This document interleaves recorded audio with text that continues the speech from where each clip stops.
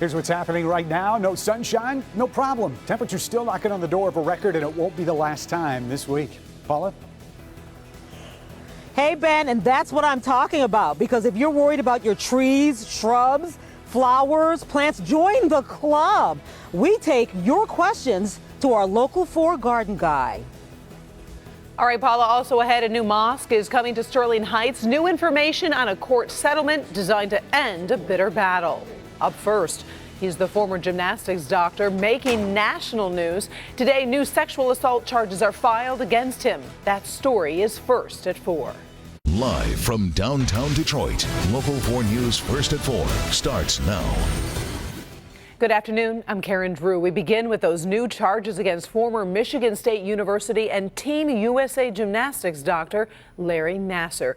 Those new charges come just days after Nassar appeared in an Ingham County courtroom where an alleged victim testified how he assaulted her when she was a child. Prior to today, he faced 3 charges of criminal sexual conduct, but prosecutors said more charges could come as the investigation continued.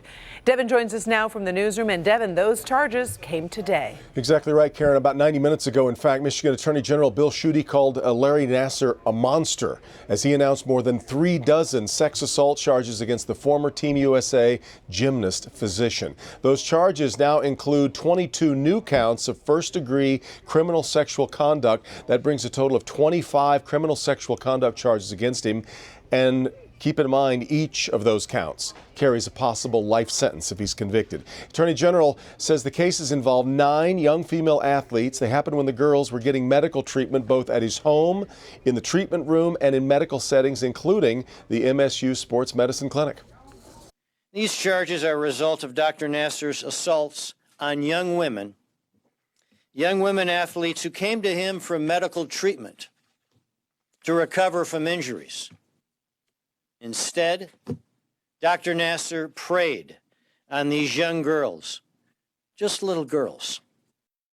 Attorney General Schuette ended his news conference by urging all women who may have been victimized at one time or another by Dr. Larry Nassar to come forward. He'll be back in court tomorrow morning to be arraigned on these new charges, Karen, but clearly this case could get even bigger. Back to you. Thank you, Devin. A criminal complaint shows a Detroit police officer stands accused of possession of child pornography. This is a story that we first broke on clickondetroit.com. Officer Miguel Martinez is accused of distribution, receipt, and possession of child porn. Federal agents raided his house in Trenton yesterday, seizing multiple files from his computer. An arrest warrant has been requested. Steve Garagiola is tracking the very latest on this investigation. He's talking to people who knew Martinez, including the chief of police. Our coverage continues new at 5. Well, the city of Sterling Heights has agreed for a new mosque to be built on 15 Mile Road. 2015, the American Islamic Community Center applied to build a mosque, but was denied by the city. After months of fighting, a lawsuit was filed saying the city was being intolerant and violating religious land use laws. That all led up to last night when the city voted to approve a settlement allowing the mosque to be built. Today, the official announcement was made as U.S. Attorney Barbara McQuade talked about progress in Sterling Heights. I've been very proud to see the progress that's been made in Sterling Heights to improve its diversity and inclusion in recent years. But inclusion cannot mean that some groups are welcome and others are not. And with this settlement, Sterling Heights has taken a very important step to show its residents that all faiths are welcome. As part of the settlement, the city will pay a $350,000 deductible, while the mosque will have a limit on how tall that structure can be. A celebration of life ceremony was held this afternoon for Mike Ilitch. The private ceremony for family and friends began at 2 o'clock and featured the Mosaic Singers from the Mosaic Youth Theater of Detroit. President George W. Bush and his wife Laura were also in attendance. Ilitch died February 10th at 87 years old. In the first forecast, it's a warm weather cliffhanger. So have we set a new record today, Ben? So close, Karen. We're a degree away from it at 64. The record 65 set back in 1930. Still a chance we could tie it or even break it. But with all the clouds that we've got out there and some areas of fog, the chances don't look all that great But you can see that the winds have already started to pick up about 10 to 20 miles an hour out of the south and southwest. So it's trying to pump that warm air in despite the lack of sunshine. We've got another chance at a record high on Friday, and that's also going to be coming with a risk of severe weather, an enhanced risk for parts of our south zone. We'll detail exactly what we're expecting and the timing on this coming up in your forecast in just a few minutes. Karen? First at 4, we're also tracking stories around the world. We start in Egypt, where the body of the so-called blind sheikh has returned home after he died in a federal prison here in the U.S. In 1995, Omar Abdel Rahman was convicted in a conspiracy to blow up the United Nations and several New York landmarks. Today, dozens of his supporters greeted his body at the Cairo airport to take his remains to his hometown. Here at home, air passengers suffer through a travel nightmare thanks to a computer outage. American Airlines says its computers at Philadelphia International Airport failed to reboot after a scheduled outage overnight. Well, that slowed everyone down, and the FAA issued a ground stop for all flights heading to Philly. The computers were back up just before 8 a.m., but American is still dealing with that impact. It was the only airline affected. We have a follow-up today on criminal charges surrounding protests at President Trump's inauguration.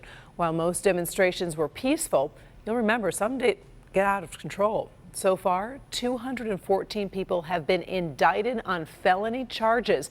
The so-called anti-fascist demonstrators smashed storefronts and bus stops. Felony rioting carries a maximum of 10 years in prison and a fine of up to $25,000. NASA has announced the discovery of 7 Earth-like planets orbiting a single star similar to our sun. According to the published study released today, 6 of those so-called exoplanets have the potential for supporting life and are all roughly the same size as Earth. Those 6 might even contain water. The 7 planets are about 40 light years away. Well, for most of us, the warm weather has become a welcome break from winter, but can the higher temperatures wreak havoc on the plants and our trees in our yards? Local experts have been fielding a lot of questions, so Paula Tutman brought some of your questions to her garden guy. Paula, so should we be concerned about this warm weather? Well, I guess the short answer is yes and no. It really does depend. So I want to show you this little peach tree right here. Now, peaches are a very important cash crop in the state of Michigan. And take a look at all of these buds. This is February. So a lot of people are very concerned about their plants and their landscaping.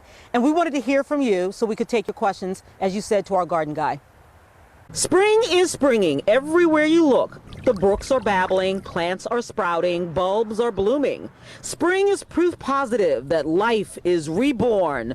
That is, unless spring occurs in Michigan in February, and then not so much. Or as of today, these crocus have already started to bloom. On social media, we got a question from Sherry. So many of you are asking, will it harm the plants if it gets cold again and stays that way for a while? For that, we turn to our favorite garden guy, Tim Travis of Goldner Walsh Garden and Home in Pontiac. The plants are adapting to the weather, but they're going to be damaged. They're going to damage their leaves, their flowers, and maybe the flower buds, but it's not going to kill the plant. Bruce sent us this picture of his snowdrops, or galanthus, already in full bloom. Snowdrops normally bloom in February, so it's great to see them. It's actually a wildflower that's hard to find. The bottom line is we are at the mercy of Mother Nature on this one. And for certain plants, if they continue to sprout and bloom, you'll just have to enjoy them now. Because while the plant may not necessarily die, the blooms will if we get a hard freeze at a certain point in the blooming cycle. It's when they start growing up like this and then we get a hard frost, it causes some damage, but it doesn't kill the plant. A bigger concern than flowers right now, honestly, Tim says, fruit and nut trees. Yeah, this is a Japanese maple. You can see right here, the buds are starting to pop. If it stays warm like this for another week, this could really open up. And what that will do, if we have a 20-degree temperature, it's gonna freeze the leaves, and you could lose half the tree. And here's the key: hydration. Even the barely winter we're having right now has dried out all the soil. And so if it stays warm or your plants continue to progress, make sure they have water and moisture to minimize any damage. Okay, so here's the key. Damage doesn't necessarily equal death for plants and flowers. It could for certain trees. If it snows, that'll be an insulator. It'll also be a hydrator. That would be good. However, Tim says keep an eye on your plants. If we don't get any rain or snow, you may actually, Karen, have to think about watering, watering and fertilizing in February and March. I have to admit, I've never imagined having to do that, Paula. It's crazy. All right, thanks for the advice. We appreciate it. Paula and her garden guide. Still ahead, a Help Me Hang consumer alert. A do-it-yourself project could be a little more hazardous than you think. A recall affecting thousands of families coming up. Also, a burning car on the side of the road. We have the dramatic video as police officers arrive and get to work. And Kimberly Gill is here. Hi, Karen. Coming up in Good Health, preventing breast cancer from coming back. New research shows the one thing survivors should be doing and why cat lovers can rest a little easier about their health. It's all next. Conference coming up all new on Local 4 News at 5 and 6. A mom here in Macomb is still shaking today. Her family asleep in her home. She comes home and starts finding clue after clue that something is very wrong. I was angry. I wanted to find out who it was, how he got in here. It was a man asleep in her basement after eating just about everything he could find. Much more on this coming up on Local 4. All right, thank you, Sean.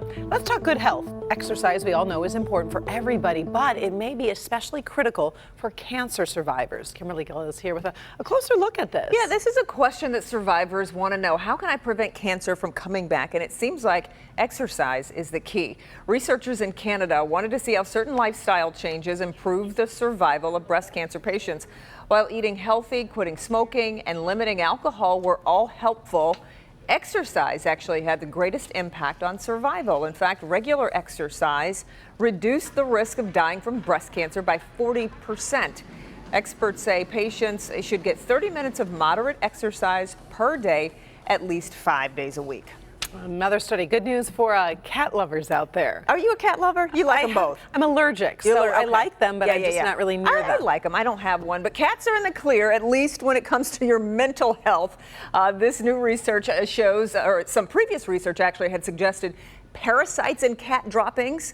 That's gross to think about. Might be linked to an increased risk of schizophrenia, obsessive compulsive disorder, and other mental health problems. But now, a new study of nearly 5,000 people finds no such link.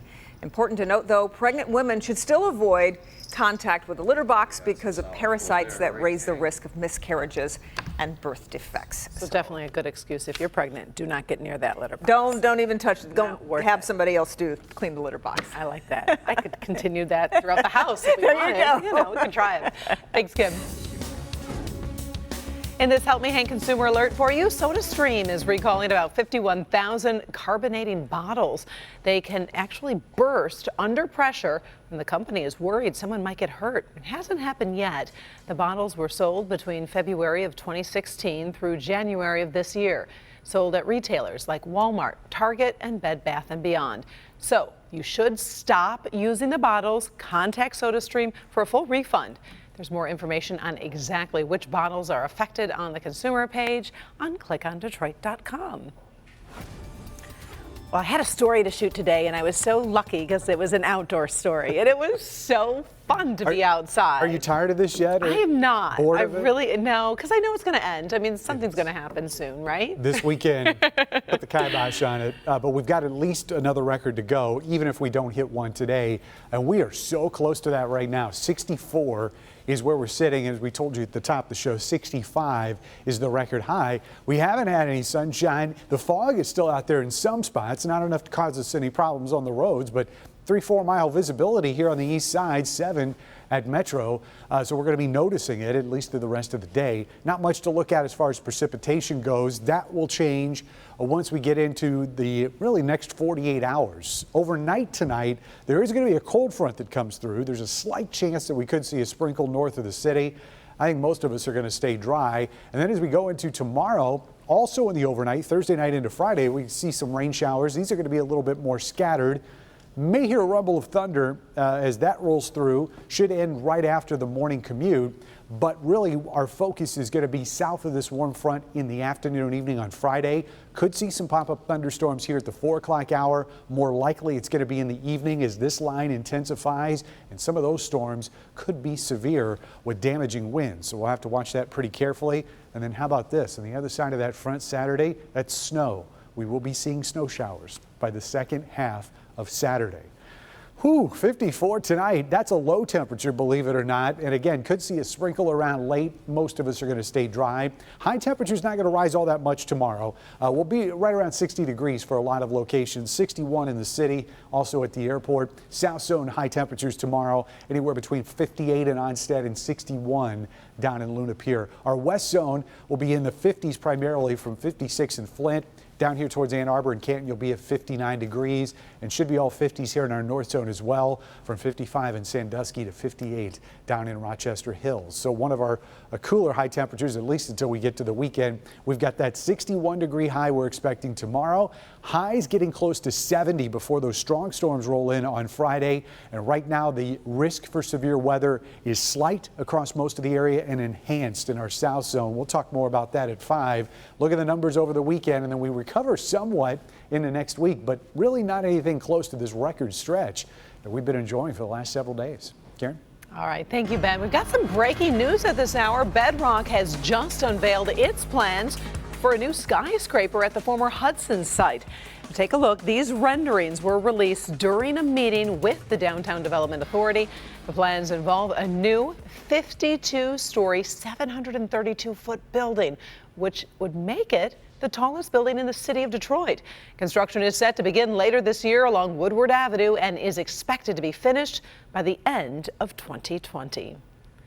We've got trending stories coming up next, including one woman's fight against a big beer company, and actor Mark Wahlberg makes a surprising trip to Michigan.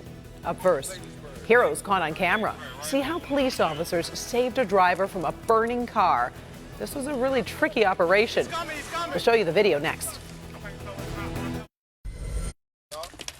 This body camera video catches heroes in action. A police officer in Washington, D.C. was rolling as he approached a burning car that ran off the road and hit a light pole. Officers had to use batons, as you see there, broke out the windows, and then were able to drag the driver out of the car. The officers say there was so much smoke it was hard to see. The driver was rushed to the hospital, and we understand that he is already home and he will be okay.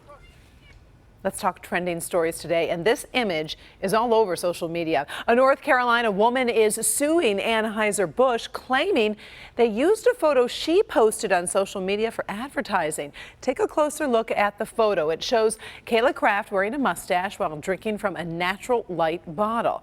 The suit claims the photo was used in multiple advertising campaigns. Kraft is suing for copyright infringement and invasion of privacy, among other issues. Anheuser-Busch isn't commenting. Okay, believe it or not, actor Mark Wahlberg was in Michigan yesterday. Take a look. He posted a video of himself playing golf over at Thornapple Point in Grand Rapids. He says, quote, "We're in Grand Rapids with the boys playing golf in February. This is crazy." It is crazy, playing golf in February. And we have a few more days to hit the links. That'd be pretty cool. Can you imagine running into Marky Mark, Ben? While you're golfing? But it's hard to call him Mark Wahlberg. You just want to. Did you notice how I stopped? I was like, Mark, you know, I was thinking about this. At least he wasn't in his underwear. He doesn't do that anymore. I don't think he does, but he'd probably still get a lot of attention. All right, still ahead. Happy hour about to begin, and today, got a good excuse to stop for a margarita, and we're going to tell you how you can save some money. We'll be right back. Visit Suburban. Finally, first at 4, salt or no salt? Salt Really? on the rocks. Or frozen. Oh, that could be good. Today, National Margarita Day. You know, the classic drink, tequila, triple sec, lime, or lemon juice. Oh, there are lots of plenty cool flavors like mango, berry, and watermelon. Restaurants are offering special deals today. On the Border has margaritas for just $2. We've also posted some more deals in the lifestyle section of clickondetroit.com if you'd like to end your day with a cool margarita. You don't dummy it up with fruit. You gotta go classic if you're going. Really? No, I can dummy it up with fruit. Watermelon? Oh, I don't know. I'm kind of wimpy when it comes to that. You got to put the Patron in there too. Oh, No? no.